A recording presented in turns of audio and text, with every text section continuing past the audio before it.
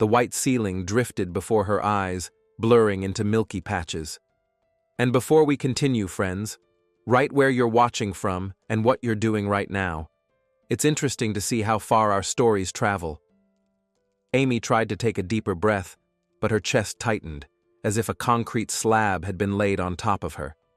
Sounds reached her as if through deep water, the hiss of machines, footsteps, muffled voices.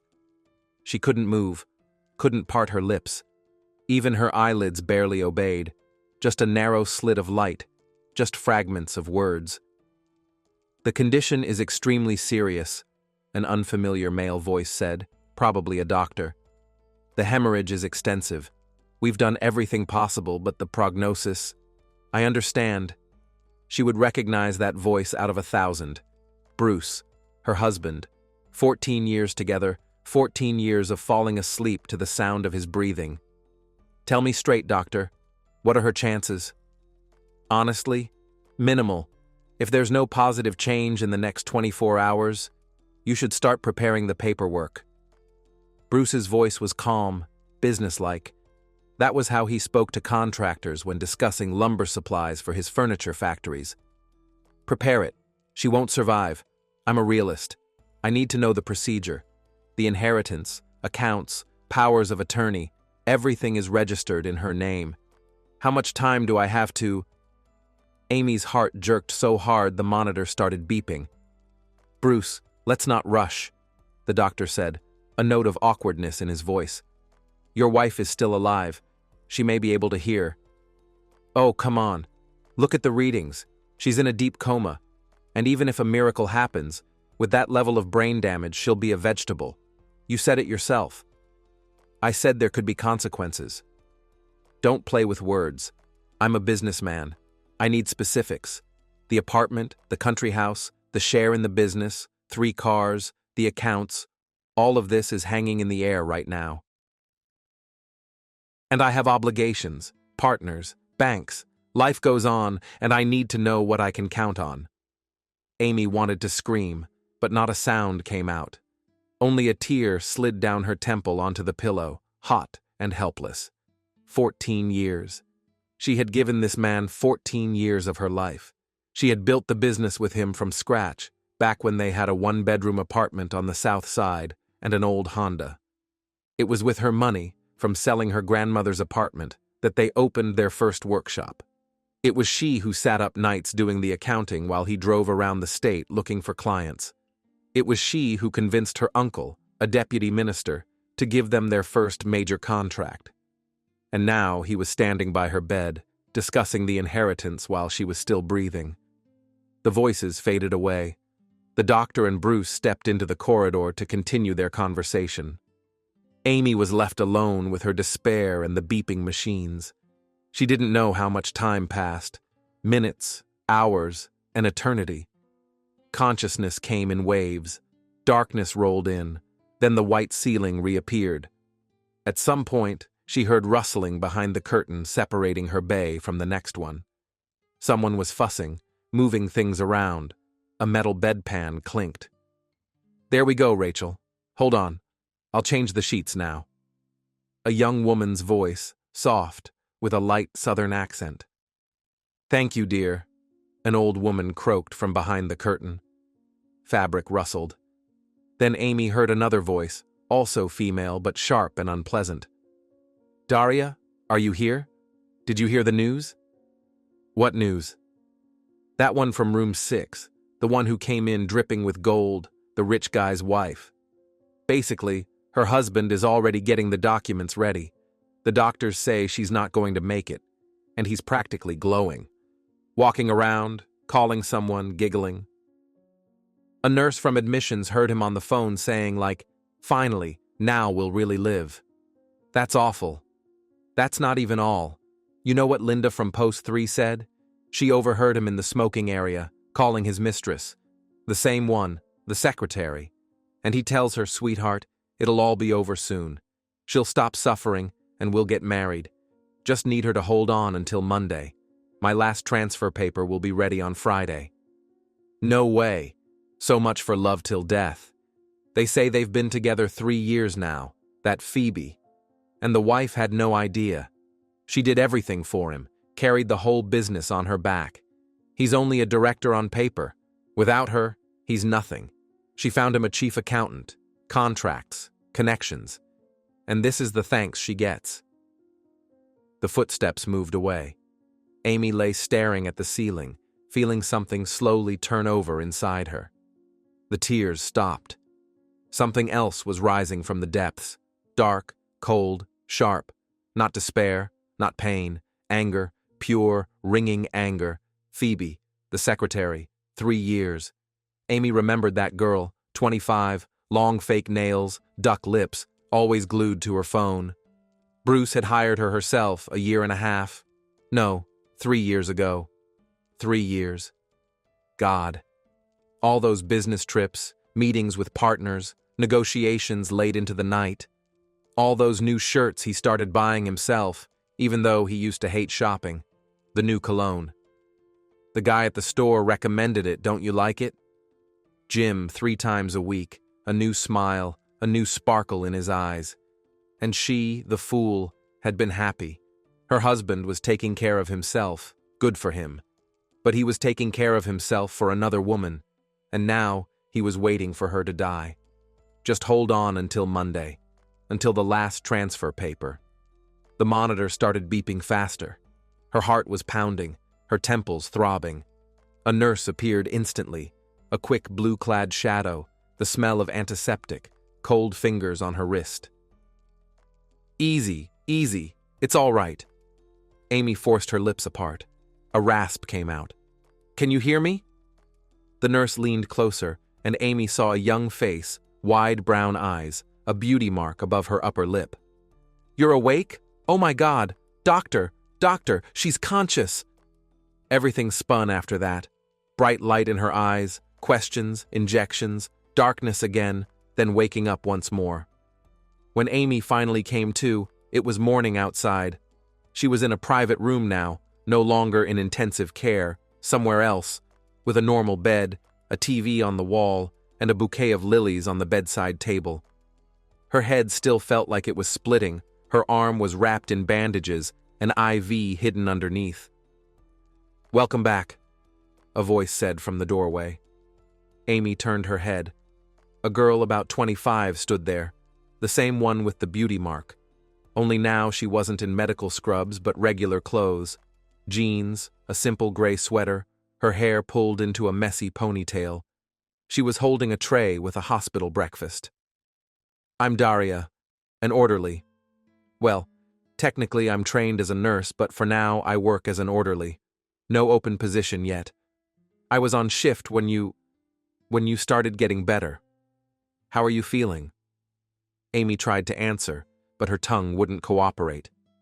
Daria stepped closer, set the tray on the table, and deftly adjusted the pillow. Don't try to talk yet. It's too early. You had a hemorrhagic stroke. The doctors say it's a miracle you woke up at all, and that there are no serious consequences. Well, there are some. Your right arm and leg are weak for now, but that can be restored. The main thing is, your brain wasn't badly damaged. I mean, it was damaged, but anyway, you're very lucky. Lucky. Amy almost laughed, but only a hiss came out. Your husband was here yesterday. He was surprised.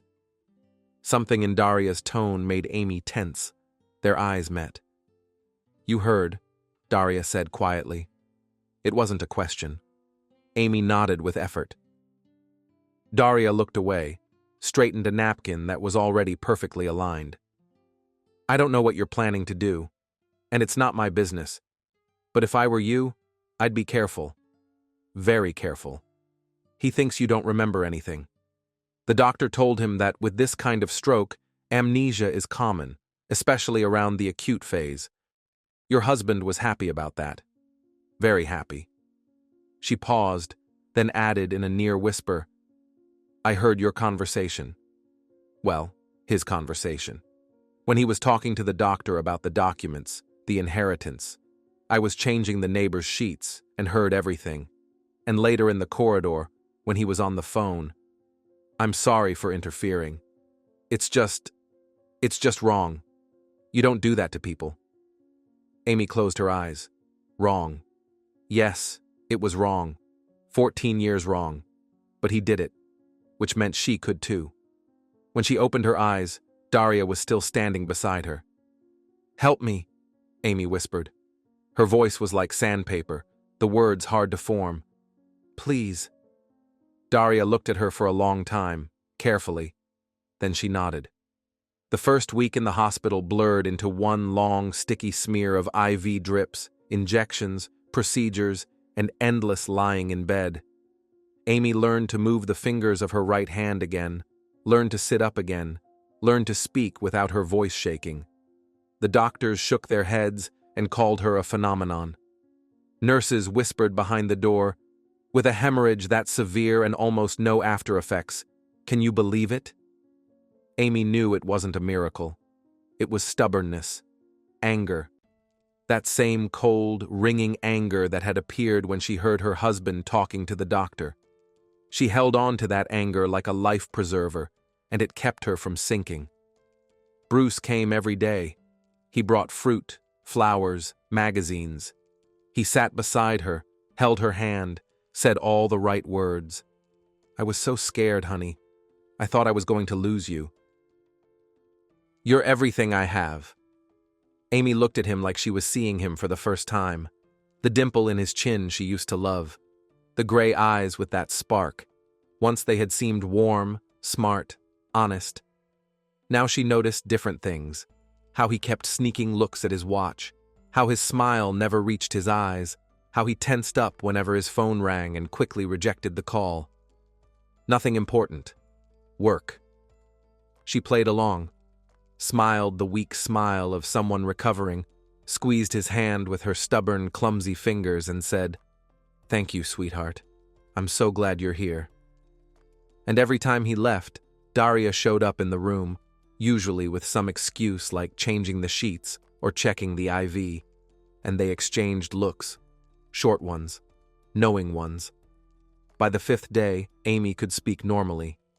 Daria came after her shift, sat on the edge of the bed, and said quietly, I looked up his secretary, Phoebe Spence, 26, rents an apartment in Midtown, but 3 times a week she stays overnight at an address in West End. That's your address, right? The country house? Amy nodded. The country house. Her pride. She had drawn the plans herself, chosen every tile, every door handle. 4 years ago they moved in, and she thought it was their family nest for life. And now another woman slept there, in her bed, in her house. How do you know? Amy asked. Daria shrugged. My friend works in food delivery. Spence orders sushi to your house every time you're on a business trip. I mean, whenever she thinks you're on a business trip. All the addresses are in the system. Why are you helping me? Daria went quiet. Then she looked out the window at the gray November sky. My dad did that to my mom. When she got sick, cancer, stage 3, he left. Said he couldn't watch it. Moved in with someone else, younger. Mom went through treatment alone. I was a student then, working whatever jobs I could. People raised money for chemo. Neighbors, friends, total strangers helped. And No. He waited for her to die, so the apartment would be free. And? Amy asked. Mom survived. She's been in remission for 6 years. And his new wife got diagnosed with some rare disease. She drained him for every dollar, for treatment in Germany, and then dumped him. He came back to my mom's door. She didn't open it. Now he lives with his sister in another state and works as a security guard at a factory. Amy watched her in silence. Daria suddenly looked embarrassed and stood up. Sorry, I shouldn't have. That's personal. I just wanted to explain why I... Daria. Amy reached out her left hand, the healthy one. Thank you. Daria gently squeezed her fingers. I'll find out more. I know someone at a bank. He can check the account activity. Off the record, of course, if you want. I do, Amy said. I want to know everything. That night she lay awake, thinking. Life was strange. For 14 years she'd lived beside a man and never seen his real face. Or she saw it, but didn't want to notice. The signs had been there. His irritation when she stayed late at work, his little jabs about her being too independent, his displeasure when she got the bonus for best business plan of the year. Back then he'd said, "So what? Now you're the boss around here." And she, the idiot, had apologized, tried to shine less, stay in the background more. She thought family mattered more than ambition. A good wife doesn't outshine her husband. Meanwhile, her husband was outshining her. He rewrote the company charter so she went from co-founder to a regular shareholder. He convinced her to give him power of attorney to manage all assets. "It's easier, sweetheart. Less bureaucracy." Little by little, he pushed her away from decisions. "You're tired. Rest. I've got it." And she agreed. Because she trusted him. Because she loved him. Because she thought, we're one team. Who cares who's officially in charge? Turns out it mattered. A lot. She woke up in intensive care and heard her husband discussing her inheritance. And now she knew for sure, if she hadn't come back, he would have taken everything. Everything she built. Everything she poured her soul into. And he would have shared it with a 26-year-old girl who could only order sushi and paint her lips. No, that wouldn't happen. Amy was discharged after 3 weeks. The doctors insisted on a rehab center, but Bruce said, "I'll take care of her myself. We'll hire a caregiver. Everything will be top quality." And she agreed, because she needed to get home. She needed to see it with her own eyes. She needed to start moving. The house greeted her with the smell of someone else's perfume. Faint, sweet, with vanilla and something floral, cutting through the familiar scents of furniture polish and coffee. Amy pretended not to notice. She walked slowly through the rooms, leaning on her cane. Her right leg still betrayed her. The living room, the kitchen, the bedroom. Everything was in place, just like before. Only little things were different. An ashtray on the balcony. Bruce didn't smoke. A second toothbrush in the bathroom, bright pink with glitter. Women's vitamins in the medicine cabinet. "What's this?" she asked, holding the vitamins. Bruce hesitated for only a second. "Oh, that. The doctor prescribed them. For recovery. I bought them for you ahead of time. I just forgot to tell you." Amy nodded and put them back. She didn't say anything about the ashtray, the toothbrush, the long, light blonde hair on the pillow. Her own hair was dark and short. Bruce was attentive. He hired a caregiver, a kind, heavy-set woman in her 50s named Ayelet. He brought groceries, cooked dinners, asked how she felt. The perfect husband, caring, loving. Amy looked at him and saw a mask. A beautiful mask, fitted perfectly, but still a mask. Sometimes, when he thought she wasn't watching, it slipped. He frowned, typed messages to someone, smirked crookedly at his phone screen. Once she heard part of a conversation from his office. "Yeah, we'll have to wait. No, she's recovering. Yeah, I'm disappointed too. But it's temporary, you hear me? Temporary. Temporary." The word lodged in her mind. What did he mean? That her recovery was temporary? That he was waiting for a relapse? Or something else? Daria came once a week to check on her, as she said. She brought information, piece by piece, bank statements, printouts of calls from Bruce's work phone, photos from Phoebe's social media, posing in Bruce's car, in restaurants where he took partners, in that very country house. Just a work meeting. "I don't get it," Daria said one day, spreading the papers out on the kitchen table. "You could destroy him. Here's proof of cheating. Here are financial schemes. Look, he transferred money to some shell company, and from there to Phoebe's personal account. Any lawyer could handle this." Amy shook her head. "It's not that simple. He planned everything. On paper, he's the CEO and the sole owner of the controlling stake. I'm the minority shareholder. My share is 23%. The apartment is in his name. The cars are in his name. The house is ours, but it's collateral for a bank loan taken out by the company.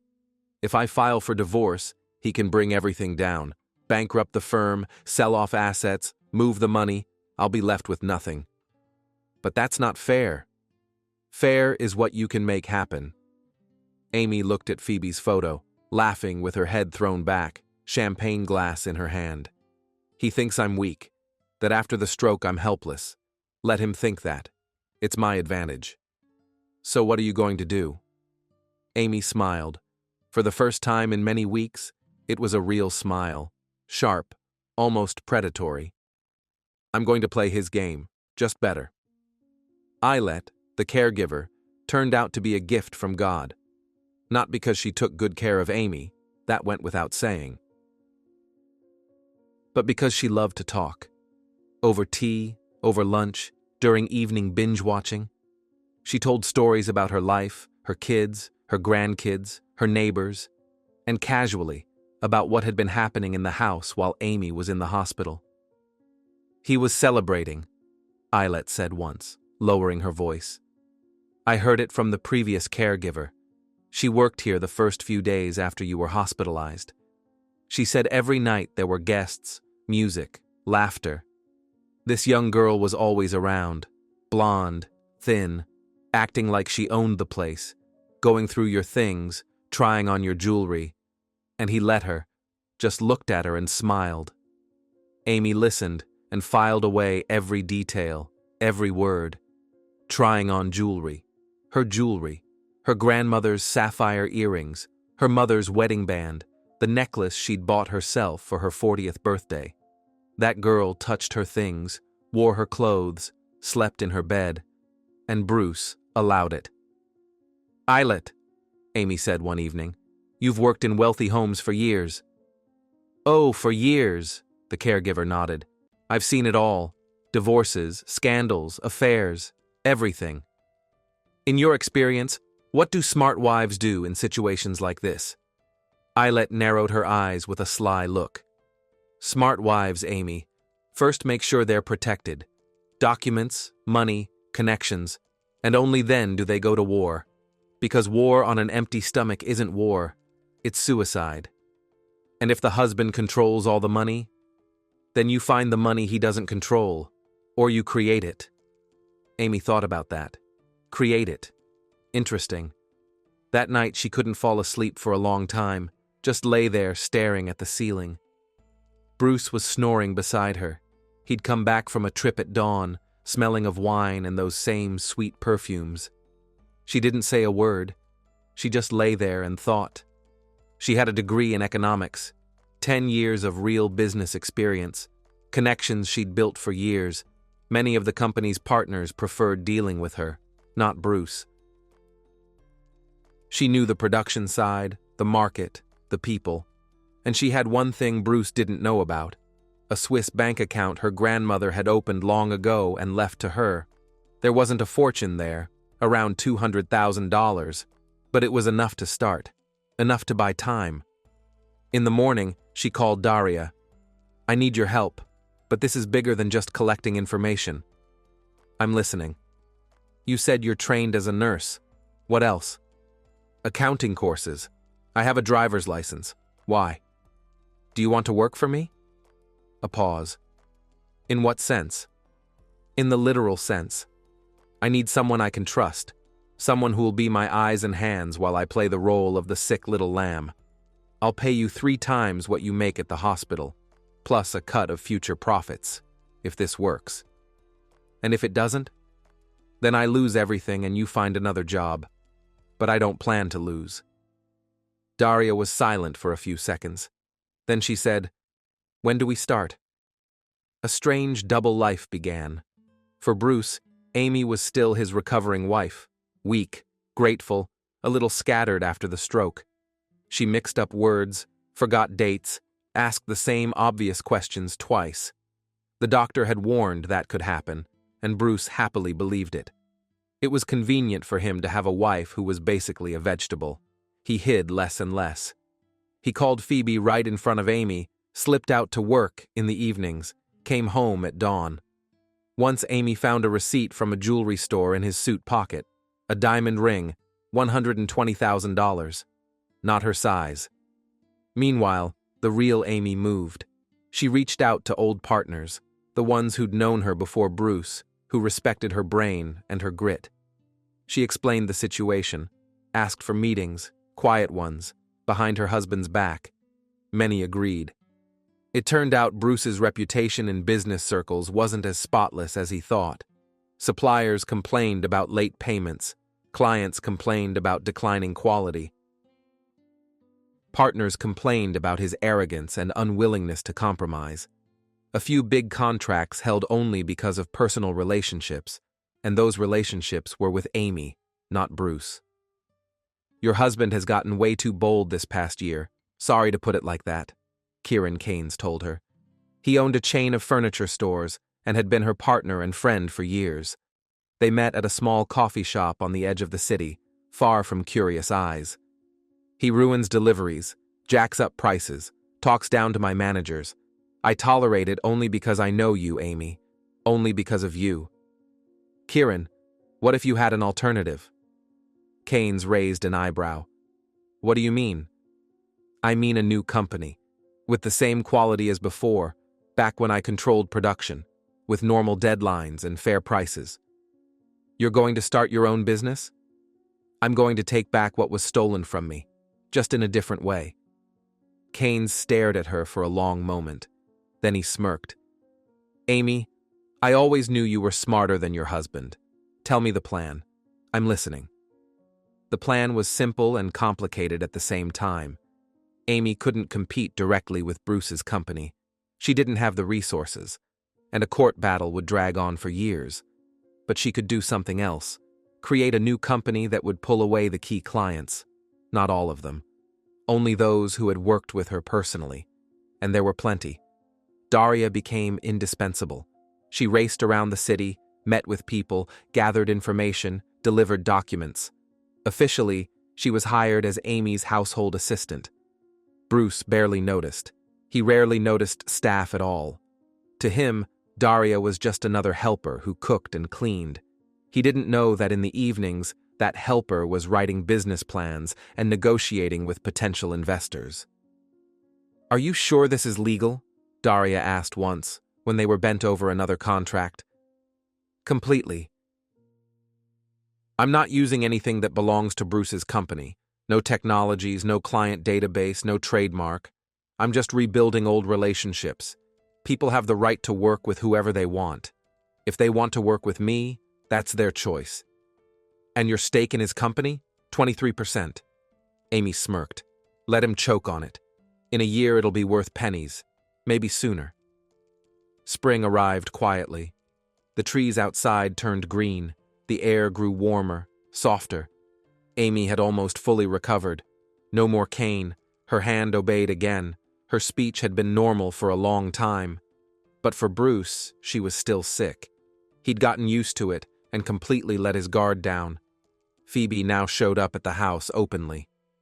To help around the house, as he explained.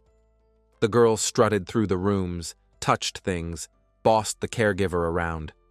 One day, Amy caught her in her office, digging through desk drawers. "Oh, sorry," Phoebe squeaked, not embarrassed at all. "Bruce asked me to find some documents." "Which documents exactly?" "Well, about shares, some papers in your name." Amy gave her the same smile she'd practiced in the mirror. "My share documents are kept with my lawyer. Bruce knows that. If he needs anything, he can speak to Eugene directly." Phoebe looked confused. It was obvious she was used to a different Amy, spineless, distracted, barely noticeable. Can't you do it yourself?" "No, I can't. These are legal documents.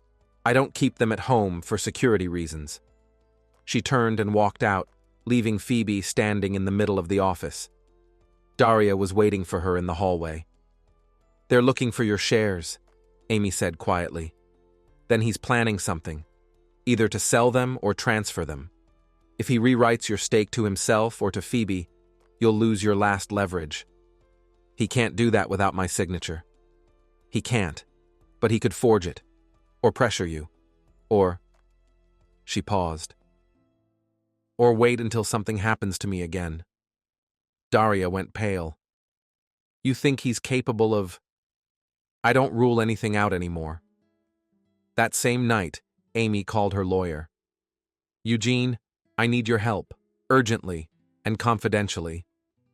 Amy, I'm listening. I want to draw up a new will and a few other documents. Can you come to my house, but without my husband knowing? Eugene Dynevor, a gray-haired, refined man who had worked with her family since her grandmother's time, agreed without asking unnecessary questions. He came the next day while Bruce was away on a business trip, and they talked for 3 hours. Amy told him everything.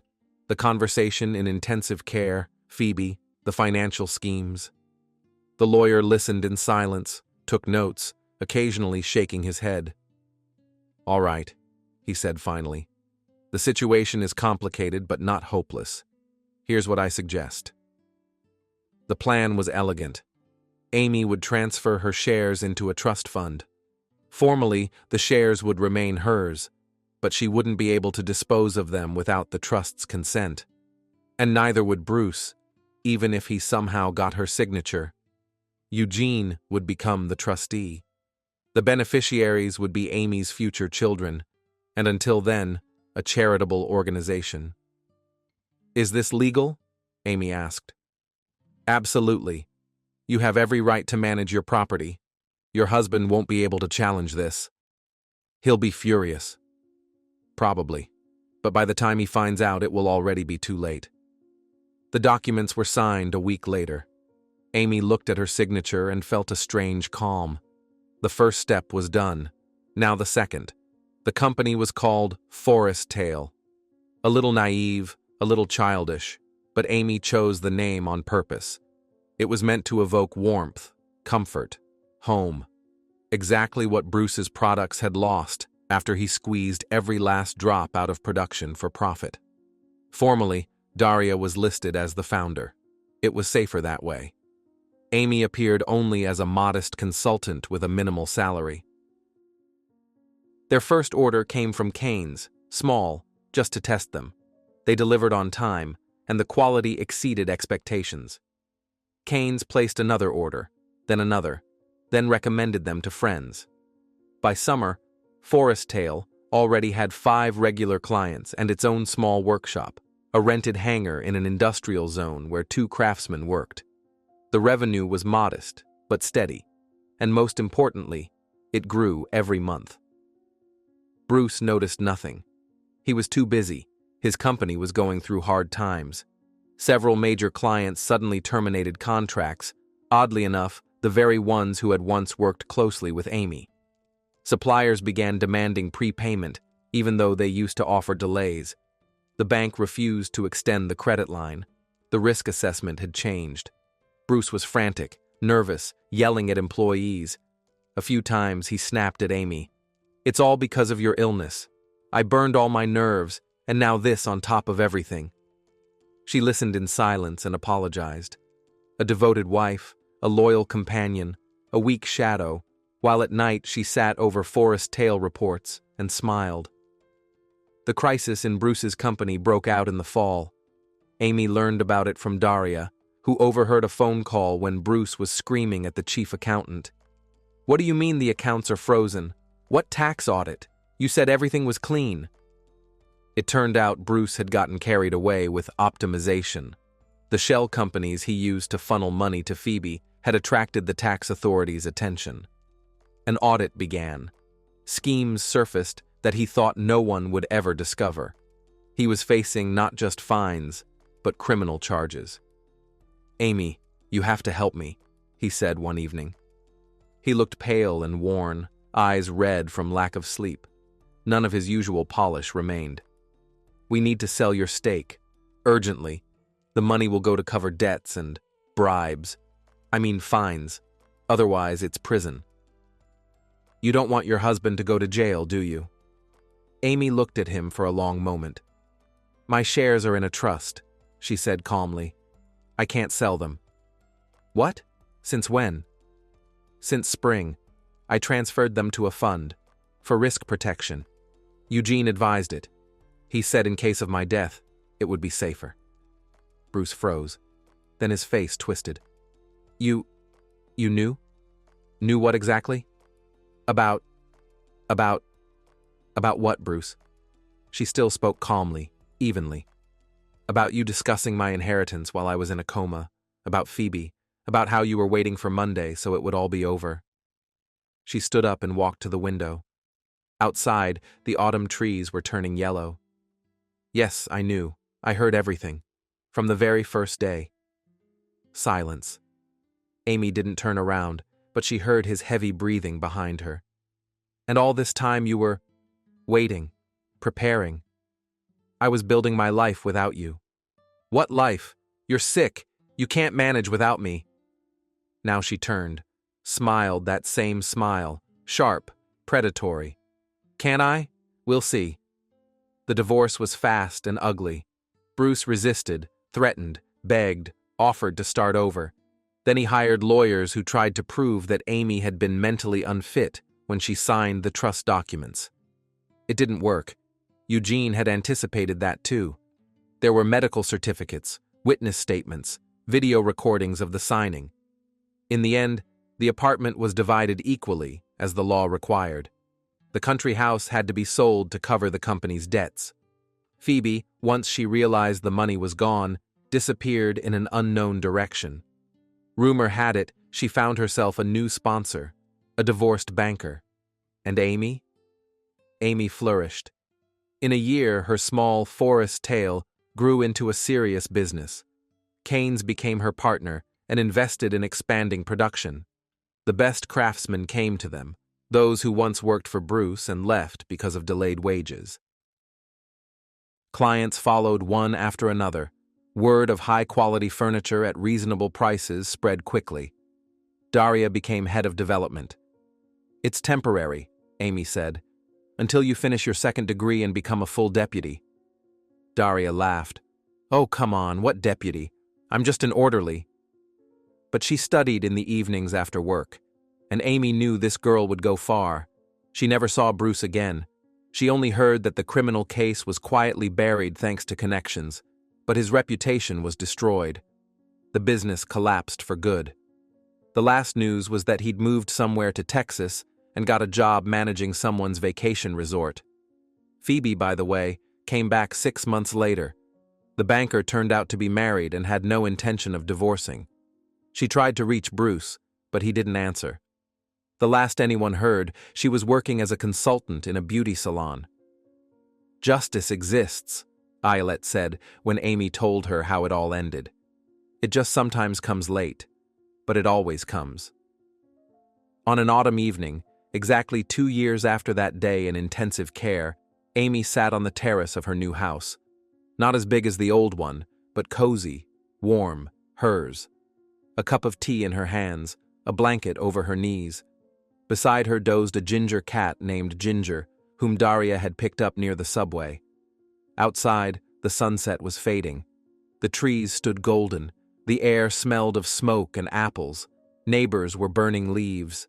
Music drifted from somewhere far away. Amy closed her eyes and remembered the white ceiling, the beeping machines, her husband's voice discussing her inheritance, the whisper behind the curtain that changed everything. "Thank you," she whispered. She didn't know to whom, fate, chance, the orderly who happened to be in the right place at the right time, or to herself, the woman who found the strength not to give up. Ginger opened one eye, meowed softly, and went back to sleep. Everything was fine. The phone rang just as she was about to go to bed. Daria's name lit up the screen. "Amy, are you awake?" "Almost asleep. What's going on?" "Nothing bad. Do you remember you said you wanted to open a charity fund for women who end up in difficult situations?" "I remember. Well, today I met a woman. She's in City Hospital number 3, the one where I used to work. A stroke, like yours. Her husband left. No money, small kids.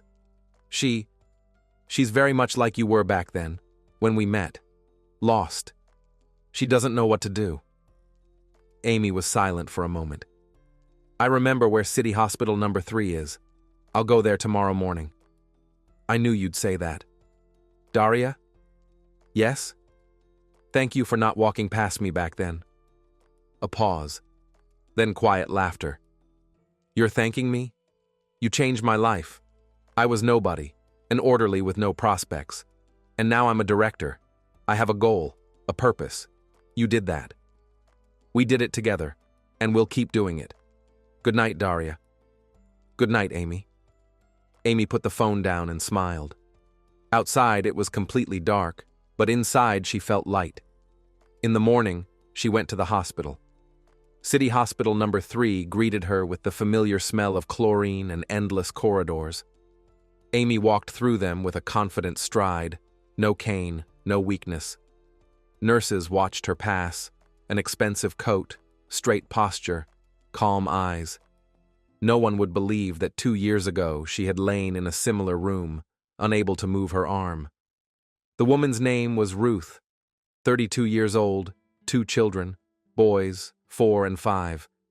Her husband left for another woman when she fell ill, exactly as Daria had predicted. A rented apartment, no job, parents far away in Oregon. She lay on the hospital bed, staring at the ceiling with empty eyes, not crying. There were no tears left. Amy sat beside her and took her hand. Ruth, my name is Amy. I went through the same thing, and I'm here to tell you, this is not the end. This is the beginning. Ruth slowly turned her head. Something flickered in her eyes, an ember, hope, a question. Tell me, she whispered. And Amy told her everything, from the white ceiling in intensive care to the ginger cat on the terrace. She spoke for a long time, unhurried, pouring into her words all the warmth she had gathered over those 2 years. When she finished, Ruth was crying. But these were different tears, not despair, but relief. Do you think I can do it? I know you can, because you've already taken the first step. You survived. And from here on, I'll help. She left Ruth her business card and phone number, arranged to take the boys from the hospital shelter temporarily until their mother was back on her feet, promised to find a good lawyer for the divorce and property division. Leaving the hospital, Amy stopped on the steps. The sun was shining brightly, almost like summer, a strange gift for October. She lifted her face to the light and closed her eyes. 2 years ago, she had woken up in intensive care and heard herself written off. Today, she stood here, alive, strong, free, and ready to help others. Life was going on. Daria was waiting by the car, as always punctual and composed. So, how did it go? Good. We're taking her under our wing. The boys stay with me for now. Then we'll find her a job, housing. We'll sort it out. You do realize this is just the beginning. There are hundreds of women like her. Thousands. I know. That's why we need the fund. Not to save everyone. That's impossible. But to show that there is a way out. Always. Daria nodded and opened the car door. By the way, Kane's called. Says there's an interesting expansion opportunity in Chicago. Wants to meet on Friday. Great. Put it on the calendar. Already did. And Mom says hi. She's asking when you'll come visit us at the country house. She made jam for you. Gooseberry. Amy laughed. Tell her this weekend, if the weather's good. They got into the car.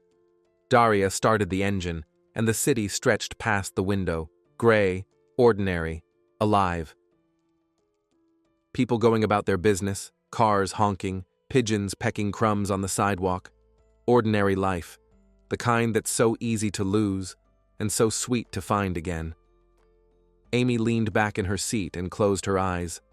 A long day lay ahead, lots of work, new worries. But it was her life, real, hard-won, deserved, and she wasn't going to give it up to anyone. A month later, the New Life Foundation was officially registered. Its first beneficiary was Ruth. By then, she had been discharged from the hospital and was living in a small apartment Amy helped her rent. The boys started daycare.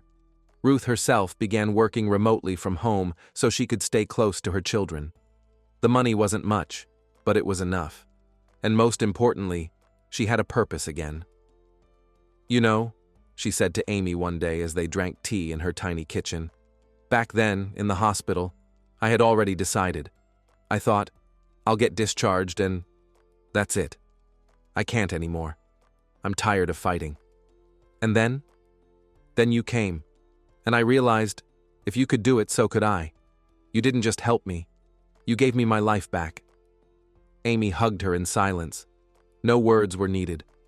Winter came snowy. Amy loved that season, when the city is covered with a white blanket, when lights glow in windows, when the air smells of fir trees and tangerines.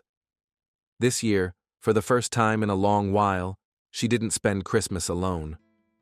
Around the table were Daria and her mother, Ruth with the boys, Keynes with his wife, Ayelet, and several employees from Forest Tale. It was loud, joyful, family-like. "So what are we drinking to?" Keynes asked, raising his glass. "To a new beginning," Amy said. "To justice," Daria added. "To never giving up," Ruth whispered. Glasses clinked. Fireworks exploded outside the window. The boys squealed with delight. Ginger hid under the couch from the noise. Amy looked at all these people, so different, yet so close to her, and thought about how strangely life can unfold. 2 years ago, she had been lying in intensive care, alone and betrayed. Today, she had everything: work, friends, purpose, and it had all started with one overheard conversation, with a whisper behind a curtain. "What are you thinking about?" Daria asked, sitting down beside her. "About how little it sometimes takes to change everything. Sometimes just one person, one right word, one step." "You mean me?" "You too. But not only you. All of us. We make choices every day. Walk past or stop. Give up or fight. Close ourselves off or open up." Daria was quiet for a moment. "You know, sometimes I think, what if I hadn't been working in intensive care back then? If I hadn't heard that conversation? Would you have made it? I don't know. Honestly, I don't know. Maybe I would have. Maybe I wouldn't. But that's not what matters. What matters is that you were there, that you heard it, that you didn't walk past. That's the miracle, the most ordinary human miracle." Amy raised her glass and drank in silence. For everything that had been, for everything that would be, for herself, the woman who found the strength not to give up, for the people who stood beside her, for fate, which can be cruel, but always leaves a chance. The important thing is to see it in time. In the spring, Amy found herself back in that same hospital, but this time, not as a patient. The New Life Foundation had launched a support program there: a psychologist, a lawyer, a social worker for women in crisis. Twice a week, Amy came herself, talked to patients, told her story, helped them believe in themselves. One day, a nurse approached her, no longer young, tired, with kind eyes. "You're the one, aren't you? From room 6 2 years ago? I remember you. Everyone thought you wouldn't make it. And look at you now." "This is who I am," Amy smiled. "That's good. That's right. You're proof that life doesn't end, even when it feels like it's over. You know, my sister was in a similar situation. Husband left, illness, kids. She thought it was the end, but she made it. Now she's babysitting her grandkids. See? I see. Thank you. For what you do. For not walking past." Amy nodded and continued down the corridor. Past rooms, stretchers, people in white coats. The familiar smell of disinfectant, the familiar beeping of machines, the familiar noise. But now, none of it scared her. On the contrary, it reminded her of how much can change, of how much she had changed. Daria was waiting for her at the exit, as always, focused, energetic, notebook in hand. "Ready? We have a meeting with a new partner in an hour." "Ready." They stepped outside. The sun was shining, birds were singing, buds were swelling on the trees. An ordinary spring day, ordinary life. Amy got into the car and looked in the mirror. A woman looked back at her, not young, but beautiful, calm, strong. "Let's go," she said. Daria nodded and started the engine. A new day lay ahead. New tasks, new people who needed help. And that was good. A year later, Forest Tale opened a branch in Chicago. The New Life Foundation had already helped more than 100 women. Ruth became a volunteer, then a program coordinator. Now she herself went to hospitals and told her story.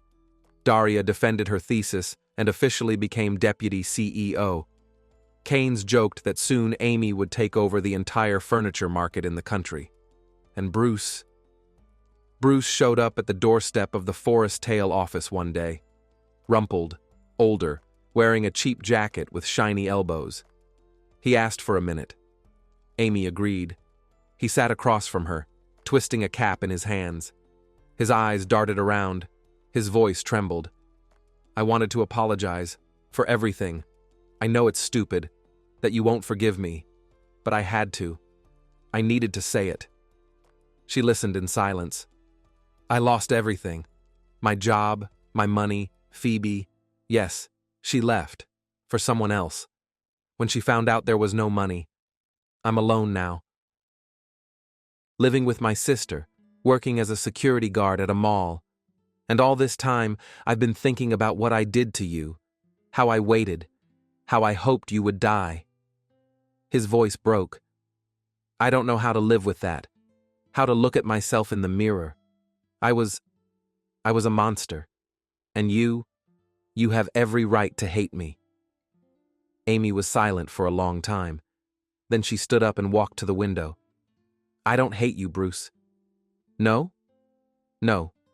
Hate is like poison. It eats away at the one who hates. I spent enough years on you. I don't want to spend my soul too." "Then what do you feel?" She turned and looked him in the eyes. "Nothing. You're a stranger to me. The past. A lesson I learned. Nothing more." He slumped in his chair, seeming even smaller. "I understand. Go, Bruce. Live your life. And if one day things get bad, really bad, remember what it's like to be written off. Maybe that will teach you compassion." He stood and walked to the door. At the threshold, he stopped. "Amy." "Yes?" "You've become different, strong, beautiful, not like before." "No, Bruce, I was always like this. You just didn't see it." He nodded and left. The door closed.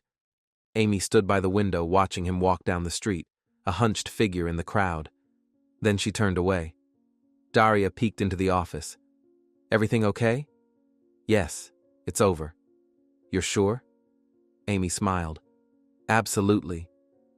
That evening, she went to Daria's mom's country house. She sat on the porch, wrapped in a blanket, watching the sunset. A cup of tea with gooseberry jam steamed on the table. Ginger snored nearby. Life was beautiful, not because everything was perfect. There were problems, difficulties, mistakes, sleepless nights, and hard decisions, moments when she wanted to give up. But she didn't. She kept going, step by step, and now she was sitting here, alive and happy. She looked at the sunset and thought about how there was still a whole life ahead. Many years, many opportunities, many people she could help. The phone rang. The number of the charity foundation appeared on the screen. "Amy, sorry to bother you in the evening. We've received a new application. A woman, 40 years old, a stroke, her husband left. The story is very similar to yours. Would you be able to come tomorrow?" "Of course," Amy said. "Of course I can." She ended the call and smiled. Ginger opened one eye, meowed, and went back to sleep.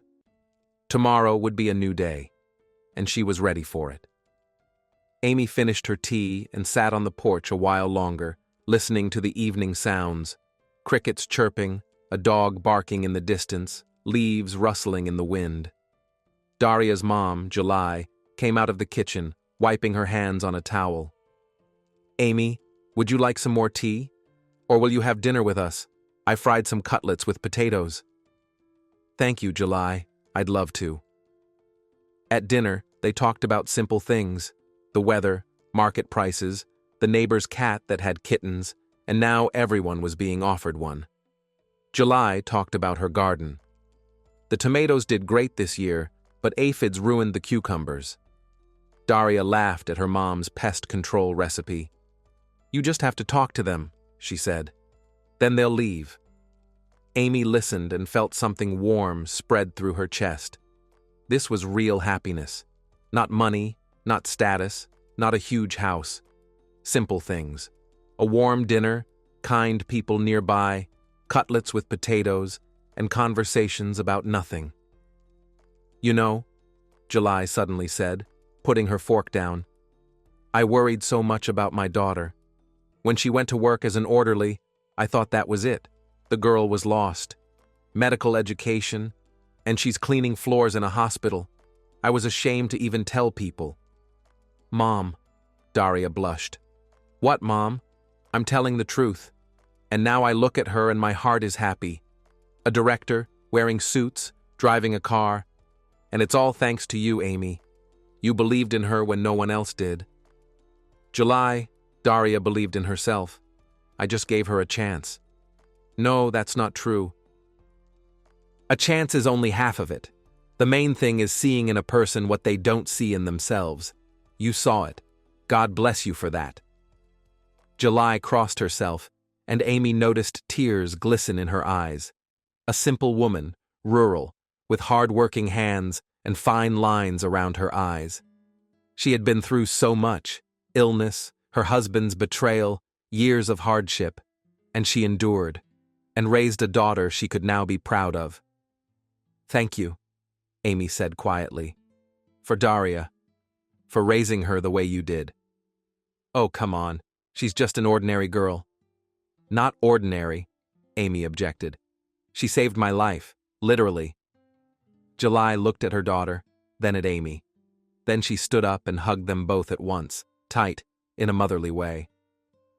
My girls, why are you upsetting an old woman like me?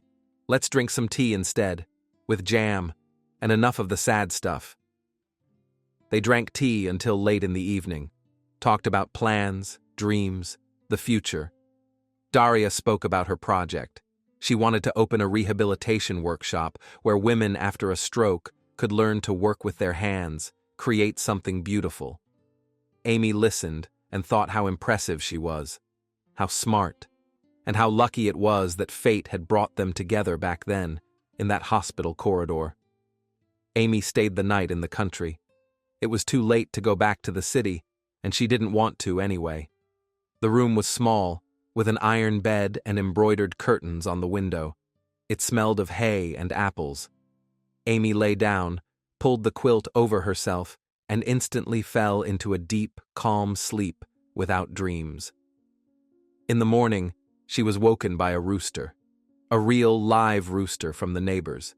It crowed like the end of the world had come. Amy laughed, opened her eyes, and saw a sunbeam on the wall. A new day, new possibilities. She arrived at the hospital around 11. The woman they had called about yesterday was named Helen Karania, 42 years old, an elementary school teacher. The stroke happened right in the classroom. She was dictating exercises to the children and suddenly collapsed. Ambulance, intensive care, 2 weeks between life and death. Her husband came once, brought oranges, then disappeared, along with the money, the car, and most of the things from the apartment. He left a note. Sorry, I can't do this anymore. Helen lay on the bed facing the wall. Her hair was gray, even though she was only 42. Her hands were thin, pale, bruised from IVs. When Amy entered, she didn't even turn around. Helen, my name is Amy. May I sit? Silence. Amy sat down on the chair beside the bed, waited, then said, 2 years ago I was lying exactly like this, in intensive care. I heard my husband discussing my inheritance. He thought I would die and was already planning his life without me. Helen slightly turned her head. One eye, red, swollen from crying, looked at Amy. I didn't die, Amy continued. I got up, put myself back together piece by piece, got divorced, built a business, created a foundation that helps women like us. And now, I'm here to tell you, this is not the end. This is the beginning. Helen blinked. A tear rolled down her cheek. I can't, she whispered. I have no strength. I have nothing. I know. I remember that feeling. When it seems like you're at the bottom of a well and the walls are so high you'll never get out. But that's a lie, Helen. That's what the illness says. That's despair. The truth is, you started climbing out the moment you opened your eyes and saw this world again. Why? Why do I need this world? My husband left. I have no children. I lost my job. What kind of teacher am I now with shaking hands? What do I have left? You have yourself. You still have yourself. And that's not nothing. Helen closed her eyes. Tears ran down her cheeks, soaking into the pillow. I don't know how to live anymore. You don't have to know. Not now. Right now, you only need one thing. Allow yourself to recover. In small steps. Today, move your fingers. Tomorrow, sit up. The day after, stand. Day by day, and I'll be there. We'll be there. The foundation, the volunteers, the doctors. You're not alone. Helen was silent for a long time. Then she reached out her hand, weak, trembling, and touched Amy's palm. Thank you, she whispered. Thank you for coming. Amy squeezed her fingers. This is just the beginning. I'll see you tomorrow. She came every day, brought books, fruit, small gifts, told her own story, Ruth's story, the stories of other women who had gone through the same thing and survived. Gradually, Helen began to come back to life. First, a shy smile, then the first words, then the desire to stand up, to try, to take a step. A month later, Helen was discharged. Amy helped her rent an apartment, small, in an old building on the outskirts, but clean and bright. She found her a remote job in her field, tutoring elementary school kids online. Amy herself provided the first students, children of Forest Tail employees. Helen managed. Her voice still trembled, her hand still failed her at times, but she managed. You know, Helen said once as they drank tea in her tiny kitchen, my husband called me yesterday. Amy raised her eyebrows. And what did he say? He apologized, said he lost his temper, wants to come back. And you? Helen smirked. There was something new in that smirk, hard, confident. I said it was too late. The ship has sailed. Live your life, and I'll live mine. And how did he react? He yelled, cursed, then he cried, then he yelled again, and I hung up and went to bed. You know what? For the first time in months, I slept peacefully, without sleeping pills. Amy smiled. Well done, Helen. No, you're the one who did well. Without you, I would have... She didn't finish, just waved her hand. Anyway, what's done is done. What matters is what we have now. And what we'll have. And what we'll have. Life. My life, the way I choose to make it. They clinked their teacups. Outside, the sun was setting, painting the sky in pink and gold. Somewhere below, children laughed, a dog barked, cars hummed. An ordinary evening, an ordinary life, a beautiful life.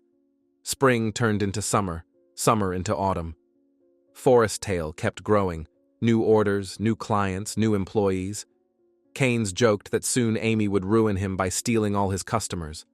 But pride sparkled in his eyes. He knew he had helped create something real. The New Life Foundation was expanding too. Now they had 3 coordinators, 10 volunteers, and their own office, small but cozy, in the basement of a residential building near the center. On the wall hung photos of the women they had helped. Smiling faces, happy eyes. Ruth, Helen, Marina, Olga, Svetlana. Every name a story. Every story a victory. One evening, when Amy stayed late at the office working on reports, there was a knock on the door. A stranger stood on the threshold, a young woman, about 30, wearing a cheap coat and worn-out boots. In her hands, she clutched a crumpled newspaper. "Hello? Is this the New Life Foundation? I read about you in the paper, about how you help." "Come in," Amy said. "What's your name?" "Katie, Catherine." "Sit down, Katie. Tell me." And Katie told her. A story painfully similar to so many others. An abusive husband, beatings, humiliation, 3 years of hell, a nighttime escape with her little daughter, taking only what she was wearing, a rented room on the outskirts, a cleaning job at a supermarket, constant fear that he would find her, drag her back, kill her.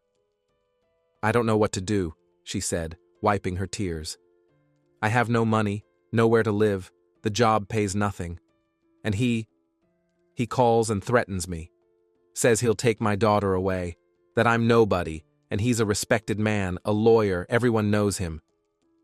Amy listened in silence. Then she stood up, poured some tea, and placed a cup in front of Katie. "Katie, listen to me carefully. You are not nobody. You are a mother protecting her child. You are a woman who found the strength to leave. You are a person who deserves safety and happiness, and we will help you." "How?" "He's a lawyer. He has connections and money." "So do we. We have lawyers, connections, money, and experience. This isn't the first time we've dealt with cases like this." Katie looked up with tear-filled eyes. "Really?" "Really. Tomorrow morning we'll go together to our lawyer. He specializes in cases like yours.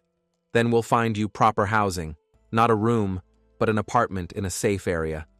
We'll also find you a decent job with a real salary.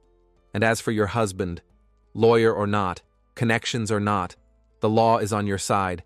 Beatings are a criminal offense, threats too. He doesn't even realize what he's getting himself into." I'm scared." "I know. Being scared is normal. But being scared and doing nothing is different from being scared and acting. You've already taken the hardest step. You left. Now we'll walk the rest of the road together." Katie sobbed and covered her face with her hands. Amy hugged her, the same way she once hugged Ruth, Helen, and dozens of other women. Each of them came broken and lost. Each left different, stronger, confident, ready to live. That was the most important thing. Not money, not business, not success. These moments, when a person lifts her head and realizes she can cope, when a spark appears in empty eyes, when a trembling voice becomes firm. The Foundation's lawyer, Eugene, the same man who once helped Amy herself, took Katie's case very seriously. A week later, the abusive husband received a court summons. A month after that, a restraining order forbidding him to come within 200 meters of Katie and her daughter. And 2 months later, a suspended sentence for systematic abuse and death threats. "How did you do this?" Katie asked, hardly believing her happiness. "He said no one could touch him." "You can say anything," Amy smiled. "But there is evidence. There are witnesses. There is the law. And there are people who are not afraid to stand up to him." Katie got a job at Forest Tail as a secretary at the Chicago branch. Her daughter started attending a good daycare. They rented an apartment in a quiet residential area, not luxurious, but bright, with a balcony and a view of a park.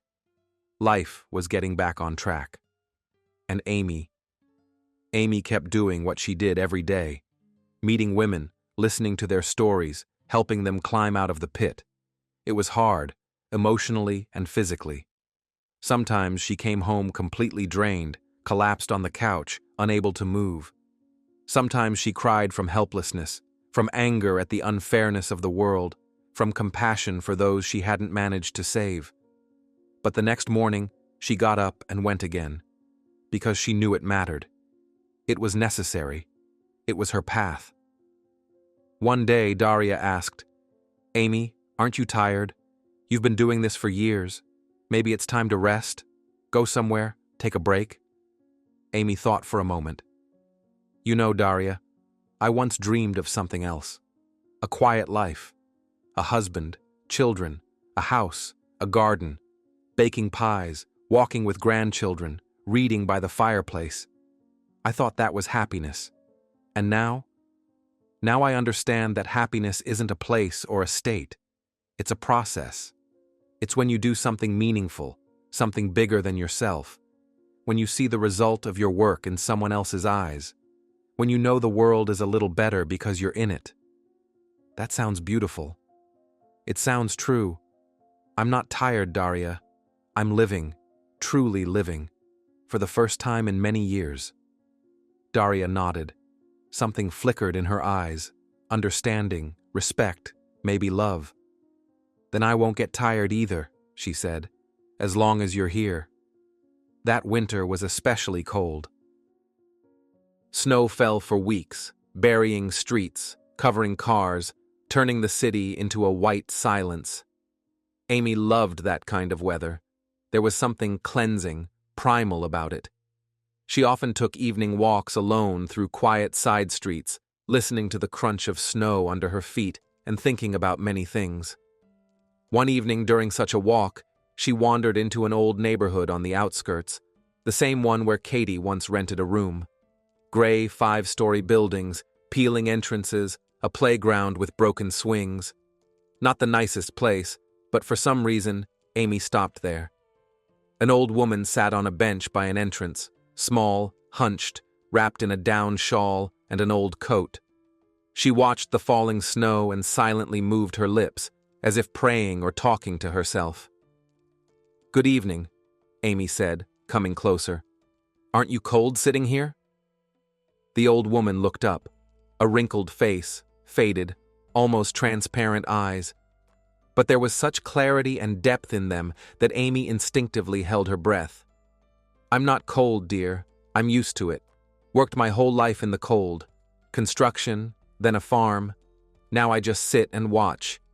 It's beautiful how it falls, isn't it?" "It is," Amy agreed. She sat down beside her, even though the bench was icy even through her coat. "Who are you?" the old woman asked. "I don't recognize you. You're not from this building." "No, I'm not. Just walking. Wandered here." "That happens. I used to walk too. Now it's just to the bench and back.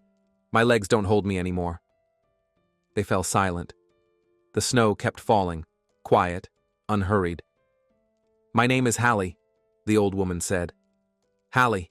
I'm 87. I've lived a long life, seen a lot. I remember the war, the hunger, buried my husband, raised 3 children. Now I'm alone. Kids moved away, grandchildren call once a year, never even seen my great-grandchildren." "That's sad," Amy said softly. "Not really. That's life. Everyone ends up alone sooner or later. The main thing is to have something to remember. To know you didn't live in vain." "And did you?" Amy asked. "Did you live in vain?" Hallie smiled, an almost toothless but incredibly warm smile. "Not in vain, dear. I loved, worked, raised children, did good when I could, tried not to do harm. What more do you need?" Amy thought about it. There was deep wisdom in those simple words, the kind you don't find in books or lectures, the wisdom of a life lived. "And you?" Hallie asked. "How do you live? Are you happy?" "Yes," Amy answered without hesitation. "I am." "That's good. That's wonderful. Happiness is fragile. You have to protect it. Every day, like a candle in the wind." "I do." "Good girl. Well then, dear, I should go. It's getting colder. And you keep walking. Young people should walk while their legs still carry them. Later it'll be too late." She stood up slowly, leaning on her cane, and shuffled toward the entrance. Amy watched her go and thought about how strangely life works. A woman lived almost 90 years, went through so much, and now sits on a bench watching the snow and says, it wasn't in vain. Because she loved, worked, raised children, because she tried not to do harm. Maybe that was the whole secret. Amy stood up, brushed the snow off her coat, and went home. Her heart felt light and calm. They celebrated Christmas at the Foundation's office. Not because there was nowhere else to go, just because they wanted to. Everyone gathered, staff, volunteers, beneficiaries, those who had nowhere else to go. Ruth with her boys, Helen with a cat in a carrier, Katie with her daughter, Daria with her mother, Keynes with his wife. They had become almost family too. Eilert, of course. How could they do without her? And about 20 more people whose lives had intertwined with Amy's over the years. The table was overflowing with food. Everyone had brought something of their own. Salads, appetizers, roasts, pies, cakes. The air smelled of tangerines and pine. A string of lights blinked on the wall, old and a little shabby, which only made it feel cozier. "So what are we drinking to?" Keynes asked, raising his glass. "To those who don't give up," Ruth said. "To those who stay," Daria added. "To love," July smiled. "To miracles," Amy said. "The most ordinary human miracles. To the fact that they happen every single day." Glasses clinked. Fireworks exploded outside the window, the city glowing with lights. And here, in the small basement office, it was warm and joyful. Because nearby were people who had been through hardship and survived, who found each other in the dark and led one another into the light, who knew the value of real happiness, not glossy or advertised, but the kind made of simple moments, warm hands, and kind words. Katie's little daughter, Pauline, 5 years old, ran up to Amy and tugged at her sleeve. "Aunt Amy, is it true you're a fairy?" "Why a fairy?" "Mom says you're a magician, that you make miracles." Amy crouched down and looked into the girl's eyes, big, serious, trusting. "You know, Pauline, I'm not a fairy. I'm just an ordinary person. I just believe that kindness is stronger than evil. And I try to do good every day, a little at a time. And when lots of people do good, that's when magic happens." Pauline thought for a moment. Then she nodded. "Then I'll do good too. So there will be magic. That's my smart girl." The child ran off to play with Ruth's boys. Amy straightened up and at that moment caught Daria's gaze, warm, grateful. "You know," Daria said quietly, "sometimes I think about what would have happened if you had died back then, in intensive care. How much wouldn't have happened? How many people would have been left without help? I think someone else would have taken my place. Maybe, or maybe not. But I'm glad it was you." "I'm glad too, Daria. I really am." Amy raised her glass and drank in silence. To life, to love, to everything that had been and everything that would be. She was happy. 2 more years passed. Forest Tale became a large company with branches in 5 cities. The New Life Foundation had helped more than 500 women. Amy received an award for her contribution to charity, a beautiful framed certificate that now hung in her office next to photos of the women they had helped. But that wasn't the main thing. The main thing was that every morning she woke up with a sense of purpose. Every day was filled with work, meetings, conversations, and every evening ended with the feeling that the day had been lived for a reason. One spring day, when the city was just beginning to wake up from winter, Amy received a letter. A real paper letter, a rarity these days. The return address was somewhere in Texas. She opened it. The handwriting was unfamiliar, clumsy. "Dear Amy, my name is Maria Henley, the owner of the Southern Shores Resort, where your former husband Bruce works.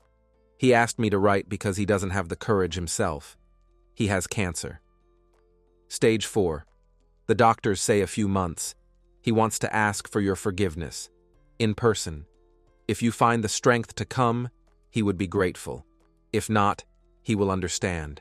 The address is enclosed. Sincerely, Maria Henley." Amy sat for a long time with the letter in her hands.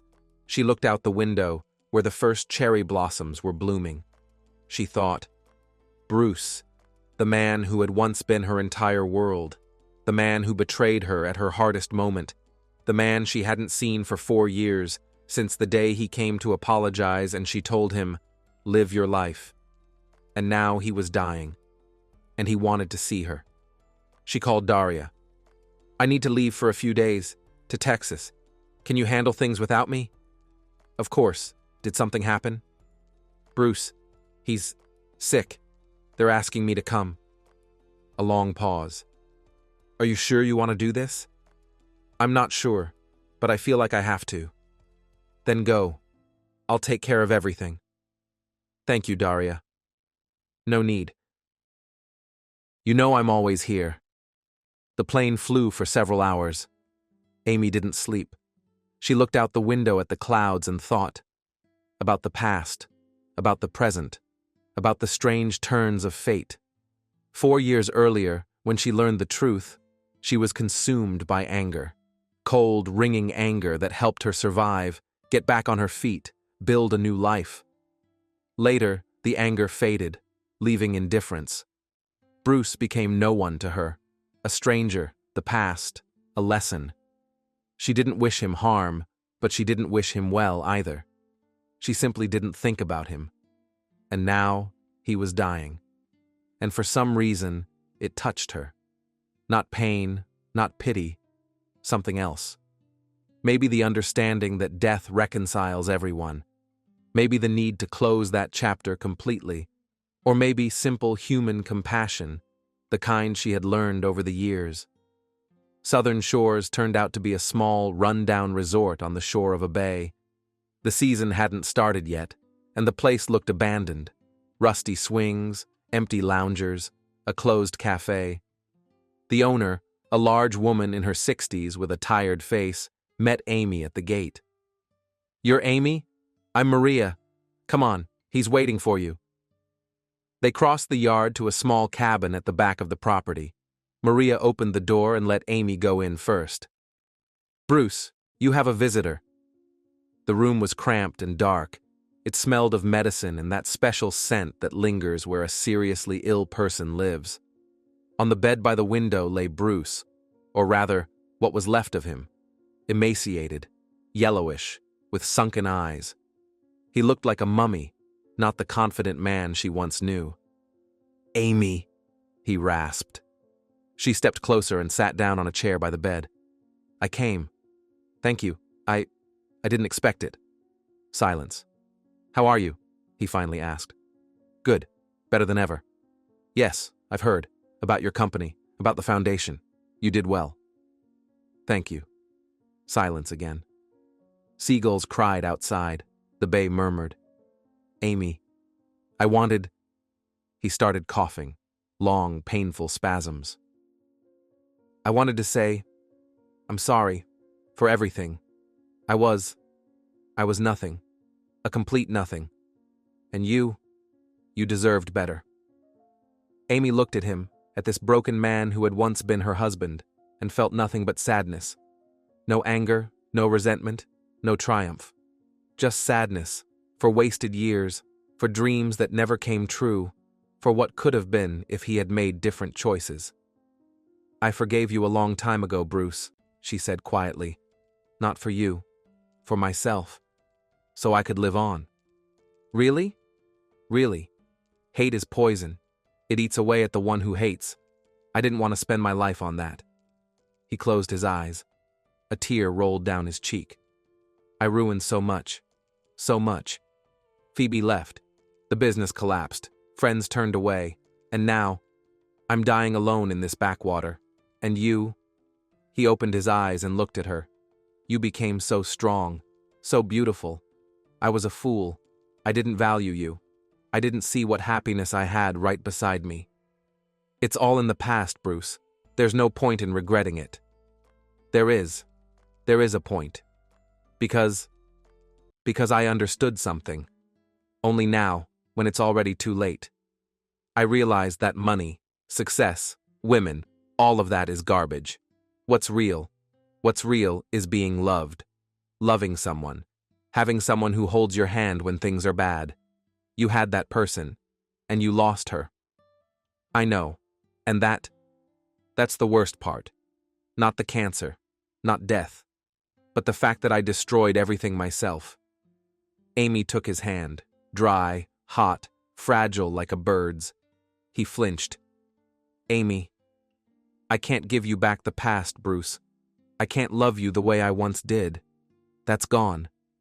But I can do something else. I can forgive you. Truly. Not just in words, but in my heart. And let you go. She squeezed his hand tighter. Live as long as you're given. And don't torture yourself with guilt. You did what you did. You paid for it. That's enough. Now let go. Let yourself go. He cried quietly, silently, the way people cry when they've forgotten how to cry out loud. Amy sat beside him, holding his hand, saying nothing. Outside, the sun was setting, painting the bay in gold and pink.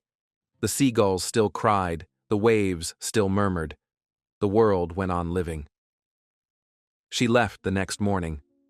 Bruce was sleeping, peacefully for the first time in many days, Maria said, without moaning or tossing. Amy left a bouquet of wildflowers on the bedside table, gathered along the road, and a note. Goodbye. Be as happy as you can. 3 weeks later, she got a call saying that Bruce had died. Quietly, in his sleep, without pain. Before dying, he had been smiling. Amy didn't go to the funeral, but she ordered a memorial service at a church and sent money for a headstone. Not for him, for the young woman who once married him, full of hope and love. To close the last page. Later, Daria asked her, How do you feel? Calm. Empty, but calm. Like I closed an old book and put it on the shelf. Do you regret going? No, it had to be done. For him and for me. Now it's truly over. Life went on. That autumn, Amy met someone. His name was Andrew, 52, a widower, the owner of a small publishing company. They met at a charity event, both there to support a children's hospice. He was nothing like Bruce, calm, soft-spoken, with kind eyes and gray at his temples. They talked about books, about life, about what it means to lose and to find. He told her about his wife, who had died of leukemia 3 years earlier. She told her story too, without details, in broad strokes. He listened without interrupting. You're an extraordinary woman, he said at the end of the evening. Why? Because you went through so much and didn't turn bitter. You didn't close yourself off. On the contrary, you opened up to the world. That's rare. They exchanged numbers, then began to see each other. At first occasionally, then more often. Walks around the city, theaters, concerts. Long conversations over coffee. Nothing more. Just two adults enjoying each other's company. I like you, he said one day as they walked along the riverfront. Very much. But I don't want to rush things. I don't want to pressure you. I just want you to know. Amy smiled. I know. And I like you too. But I need time. After everything I've been through. I understand. We have time. Plenty of it. He was right. There was time. A whole life ahead. 3 years later, they got married. A quiet ceremony. Only the closest people. Daria with her mother, Ruth with the boys, Keynes with his wife. No pomp, no show. Just two people who had found each other. At the wedding dinner, Daria raised her glass. To love. The kind that comes when you don't expect it. The kind that asks for nothing, only to be close. Amy looked at Andrew, at his kind eyes, the wrinkles around them, the gray at his temples, and thought, this is it. This is what she had been searching for all her life. Not passion, not drama, not struggle, but peace, warmth, home. To us, she said softly. To us, he echoed, taking her hand. Snow fell outside. The city glowed with lights. Somewhere in the evening sky, stars were lighting up. Everything was good. 10 more years passed. Amy, now in her 60s, sat on the terrace of her home, the same one overlooking the park. Beside her dozed another ginger cat, the third after Ginger. A cup of tea in her hands, a blanket over her knees. Andrew was reading in an armchair by the fireplace. Logs crackled, the air smelled of apples and cinnamon. Outside, autumn trees glowed yellow. Daria, now the CEO of Forest Tale, called every day, talking about work and new projects. The New Life Foundation ran like clockwork. Staff had grown to 50 people, helping thousands of women across the country. Ruth headed the regional branch in Chicago. Helen opened her own online school. Katie became a local councilwoman, fighting for women's rights at the legislative level. The world was changing. People were changing. Life went on.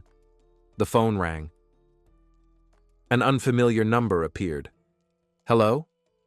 Amy? This is City Hospital number 3. My name is Sokolova. Sorry, Myers. I'm a nurse. We have a woman here. Her husband. Amy smiled. The same story. Always the same story. I remember the address of City Hospital number 3. I'll come tomorrow morning. Thank you. Thank you so much. She ended the call and looked at the sunset. The sun was setting behind the trees, painting the sky in gold and pink. Once, she had woken up in intensive care and heard herself written off, heard a whisper behind a curtain that changed everything. She stood up when there seemed to be no reason to, built a new life from the ruins of the old one. And now she was sitting here, happy, surrounded by love and warmth. Life is a strange thing. It hits, wounds, breaks you, but if you don't give up, it also rewards you, generously, in full measure. Amy closed her eyes and whispered, "Thank you." She didn't know to whom, fate, chance, God, or herself, the woman who once found the strength not to die. The cat opened one eye, meowed, and fell asleep again. Andrew looked up from his book. Something wrong? No. Everything's good. Everything's wonderful. She stood up, walked over, and kissed the top of his head. I love you. And I love you. Outside, the sunset was fading. Evening came, then night, then a new day. And many more days ahead, full of meaning, love, and quiet happiness. Life went on, and it was beautiful. The next morning began with familiar sounds. The kettle whistled in the kitchen, the radio murmured about the weather. Andrew rustled his newspaper in the living room. Amy stood by the window, looking at the park below. Children heading to school, young mothers pushing strollers, elderly people walking their dogs. An ordinary morning, an ordinary life. You're sure you want to go? Andrew asked, not looking up from the paper. He had long grown used to these trips, long stopped trying to talk her out of them. He asked only so she would know. He was there, he supported her. I do, it's important. I know, just take care of yourself. She smiled, walked over, and kissed him on the cheek. Always. City Hospital number 3 greeted her with familiar smells, bleach, medicine, hospital food. She had come here so many times over the years she couldn't count them. And every time it was the same feeling, a mix of anxiety and hope. Anxiety, because behind every door there was someone's pain. Hope, because that pain could be eased. Nurse Myers, very young, about 25, with frightened eyes, was waiting at the entrance to the ward. Thank you for coming. I didn't know who else to call, but I was told about your foundation, about you. Where is she? In room 4. Her name is Diane. Diane Shire. 38. A stroke, like yours. Sorry, I read your story in a magazine. It's fine. Lead the way. The room was small, for 2 patients, but the second bed was empty. A woman lay by the window, thin, pale, with dark circles under her eyes. Light brown hair, tangled, spread across the pillow. She stared at the ceiling without moving. Diane. Amy stepped closer. My name is Amy. May I sit down? The woman slowly turned her head. Her gaze was empty, extinguished. Why did you come? To help, if you'll let me. No one can help me anymore. Amy sat down on the chair and folded her hands on her lap. Why do you think that? Silence. Then a quiet, broken voice. He took the children, said I'm not capable of taking care of them, that I'm disabled, that he'll find them a normal mother. Who? He. My husband. Ex-husband. We divorced 6 months ago. He beat me. For years. I endured it for the children. And then the stroke happened. Right at work. And he took advantage of it, filed for custody, said I was mentally unstable, dangerous for the kids, brought some certificates, fake witnesses, and the judge believed him. She closed her eyes. Tears ran down her temples. There are 2 of them, 2 children. Mary is 10, Ivan is 7. They're with him now, and his new wife. She makes them call her mom, and I'm forbidden to see them, only on holidays, under supervision, like I'm some kind of criminal. Amy listened in silence. The story was painfully familiar, sickeningly familiar. How many times had she heard it over the years? How many women came to her broken, crushed, stripped of everything, and every time she found the words, every time she helped them stand up. "Diane," she said softly, "look at me." The woman opened her eyes. "I know how you feel. I know how much it hurts, how scary it is, how badly you want to give up and just disappear. But listen to me. Your children love you. They're waiting for you, and they need a mother, real, alive. Not one who gave up, but one who fought and won. How can I win? He has money, connections, and I'm nobody. You are not nobody. You are a mother, and that gives you strength he will never have. And as for money and connections," Amy smiled, "we have some too." She took a business card from her bag. "This is our lawyer's contact, the best family law specialist in the city. He works with the foundation pro bono. Tomorrow he'll come to see you, and together you'll go through your case, step by step." Diane stared at the card as if it weren't real. "Why? Why are you doing this? You don't even know me." "Because once, someone helped me too. When I lay just like this, without strength, without hope, a woman I didn't know at all reached out her hand to me, and now I'm doing the same, passing it on." She took Diane's hand, cold, lifeless, and squeezed it firmly. "You will get through this. I believe in you. And while you don't believe yet, I'll believe for you." Diane sniffed. Then, for the first time during their conversation, something flickered in her eyes. Not hope yet, just its shadow. But even that was a beginning. Lawyer Michael Wells, Eugene's successor, Eugene had long since retired, took the case very seriously. A week later, it turned out the court decision had been made with serious violations. The witnesses were fake, the certificates forged, and the judge was an old golf club friend of the ex-husband. The scandal was loud. The prosecutor's office opened an investigation, the judge was suspended, and the custody decision was overturned. A month later, Diane was discharged from the hospital. Her children were waiting for her. Mary and Ivan ran to her, hugging her, crying, "Mom, Mommy, we missed you so much." The ex-husband stood off to the side, sullen and angry. His new wife hovered next to him, a skinny blonde with pursed lips. They couldn't do anything. The law was on Diane's side. "Thank you," Diane said to Amy when it was all over. "I don't know how to repay you. Live, be happy, raise your children. That will be thanks enough. I want to help too, others, the way you helped me." Amy smiled. "Come to the foundation when you're stronger. There will be work for you." Diane came 6 months later. She became a volunteer, then the coordinator of the Mother's Rights Protection Program. Her story, told on television, in newspapers, online, helped change the law. Now custody decisions like that required mandatory independent evaluation. Life went on. Amy turned 65. The anniversary was celebrated at the foundation's office. It was no longer a basement space, but an entire floor in a modern business center. Everyone came: staff, volunteers, current and former beneficiaries. Daria gave a long, touching speech with tears and laughter. Ruth presented a photo album, 20 years of the Foundation's history in faces.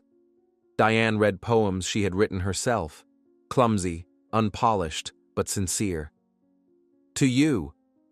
Keynes raised his glass, now completely gray-haired but just as energetic. To the woman who proved that you can climb out of any pit. The main thing is not to give up. Amy looked at all these people, so different, so close, and felt her heart fill with gratitude. This was her family, not by blood, but by spirit. People united by a shared fate, a shared struggle, a shared victory. Andrew sat beside her, holding her hand, silent, as always. He didn't need words, he understood everything anyway. "Are you happy?" he asked quietly, when the guests had left and they were alone. "Yes, very. I'm glad. You earned it." She rested her head on his shoulder. "We earned it. Together." Outside, the evening city glowed. Car lights, shop windows, apartment windows where people lived, each with their own story, their own pain, their own hope. Amy looked at the city and thought about how much there was still to do, how many women still needed help, how many stories were yet to be written. And that was good. It meant life was going on, that there was a reason to get up in the morning, that there was something worth living for. Another 5 years passed unnoticed. Amy gradually stepped back, handing management over to the younger ones. Daria, now not just director but co-owner of Forest Tale, handled everything brilliantly. Diane became head of the foundation. A new generation took up the relay. "Don't you feel sad?" Daria once asked. "Letting all this go?" "No. On the contrary, I feel happy. It means I did everything right. I built something that can live without me. I raised people who will continue the work." "But you're not leaving completely, are you?" "Of course not. But I'm 70 now, Daria. It's time to learn how to simply live. Without goals, without plans. Just live." They were sitting in that same country house that had once belonged to July. The old woman had passed away long ago, but they kept the house and came here every summer. It smelled of hay and apples. Crickets chirped outside the window. "You know," Daria said thoughtfully, "sometimes I think about what would have happened if I hadn't been working at that hospital back then, if I hadn't heard that conversation." "Here you go again?" "No, really. My whole life changed because of one random moment, because I happened to be in the right place at the right time." Amy was silent for a while. "You know, I've thought about that too, for many years, and I realized one thing. There are no accidents. Everything that happens, happens because it has to. You were there because you are who you are, a person who doesn't walk past, who hears other people's pain, who is ready to help, even when it's hard, scary, inconvenient." "You're giving me too much credit." "No, I've known you for 20 years, and I see who you've become. Who you always were, you just didn't know it yet." Daria lowered her eyes. A blush appeared on her cheeks, like that young orderly who once came into the room of a woman everyone thought was dying.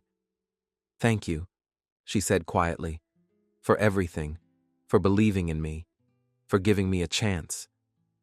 It was you who gave me a chance, Daria, a chance to live, and I used it to the fullest."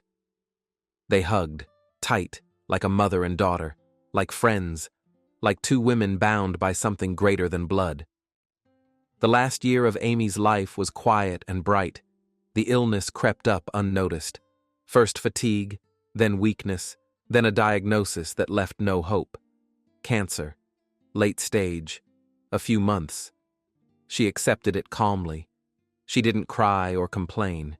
She simply kept living, the way she always had. She walked with Andrew in the park as long as she could. She welcomed guests while she still had strength. She talked on the phone with those who were far away. "Aren't you afraid?" Andrew asked one night when she couldn't sleep because of the pain. No, I've lived a good life, a full one. I did what I wanted to do. I loved and was loved. What is there to be afraid of? I don't know how I'll live without you. You will. Because I want you to. I want you to keep living, to be happy. Promise me. I promise. She died in the spring when cherry trees were blooming outside the window. Quietly, in her sleep, without pain. A smile stayed on her face, as if she were seeing something good, something the living cannot see. Hundreds of people came to the funeral. Those she had helped, those she had saved, those whose lives she had changed. They stood by the coffin, young and old, rich and poor, famous and unknown, and cried. Not from grief, but from gratitude, from love, from the understanding that they had lost someone special. Daria gave the speech. Her voice trembled, but she didn't stop. Amy was not just the founder of the foundation. She was light, the kind of light that appears in the darkness and shows the way. She found me when I was nobody. She lifted me up, taught me, gave me wings, and not just me, thousands of women across the country. She proved that you can climb out of any pit, that good is stronger than evil, that one person can change the world. She paused and wiped her tears. Amy, I know you're watching us from somewhere above right now, and I want to say thank you for everything, for being there, for loving, for never giving up. We will continue your work. I promise. The coffin was lowered into the ground. People slowly dispersed, talking, remembering. Birds sang over the cemetery. The sun shone brightly, like a true spring day. Andrew stayed until the end. He stood by the fresh grave, looking at the photograph on the headstone. Amy smiled at him from there, young, beautiful, alive. Until we meet again, my love, he whispered. Wait for me there. He placed a bouquet of wildflowers on the grave, the kind she loved, and slowly walked away. Life lay ahead, empty without her, but still life. A year after Amy's death, the New Life Foundation celebrated its 25th anniversary. To mark the occasion, a memorial plaque was unveiled on the building of City Hospital No. 3, where this story had once begun. Here, within these walls, 25 years ago, Amy woke from a coma and heard the words that changed her life and the lives of thousands of women after her. Daria stood before journalists, officials, volunteers, and said, "She taught us that there are no accidents, that every person who appears in our life appears for a reason, that good gives birth to good, like ripples on water spreading farther and farther. Today, we honor her memory. But the best memorial is not a plaque on a wall. It is the work that continues, the women who receive help, the lives that change for the better. That is the true memorial to Amy, and it will stand forever, as long as there are people willing to help others." Applause, camera flashes, handshakes, and then an ordinary workday, calls, meetings, paperwork, new beneficiaries, new stories, new victories. Life went on. In a small room on the 3rd floor lay a woman, 42 years old, divorced, stroke, children taken by her husband. A story painfully familiar, a story that repeats again and again. A volunteer came to see her, a young woman, about 25. She sat down beside her and took her hand. "My name is Pauline. May I sit down?" The woman looked at her with empty eyes. "Why did you come?" "To help, if you'll let me. No one can help me anymore." Pauline smiled, with the same smile she once saw on Amy's face, warm, understanding, full of hope. "You know, my mom once said the same thing. She lay in a room just like this one and thought it was all over. And then a woman came to her, and everything changed." "What woman?" "Her name was Amy. She taught my mom the most important thing, that you can climb out of any pit, that good is stronger than evil, that as long as you're alive, there is hope." The woman blinked. Something stirred in her eyes. "And what happened to your mom?" "She made it. She got me back. We were taken away too, just like your children. She built a new life. Now she runs a foundation that helps women like you. And I'm a volunteer at that foundation. I came to pass the torch." Pauline squeezed the woman's hand tighter. "You will get through this. I believe in you. And while you don't believe yet, I'll believe for you." Outside, the sun was shining, birds were singing.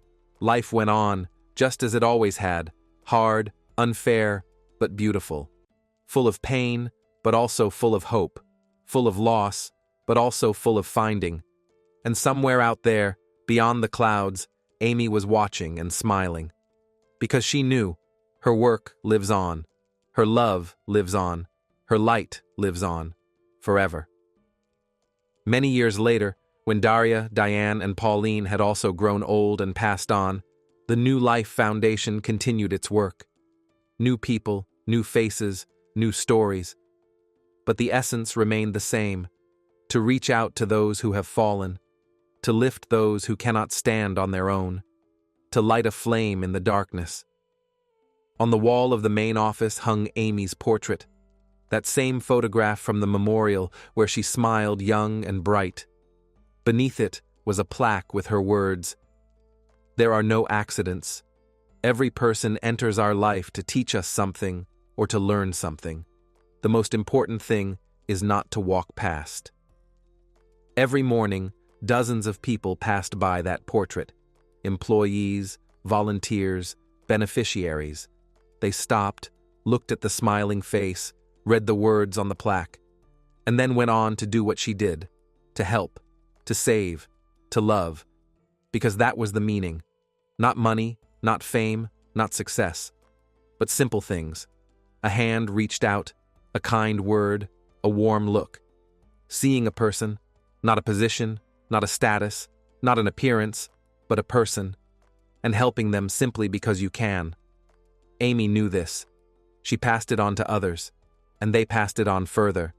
And so, from generation to generation, from century to century, the relay of kindness never ended, because good is stronger than evil, because light is stronger than darkness, because love is stronger than anything. And somewhere high above, beyond the clouds and stars, Amy looked at the world she had helped make a little better, and she smiled. Everything was good. Everything was exactly as it should be.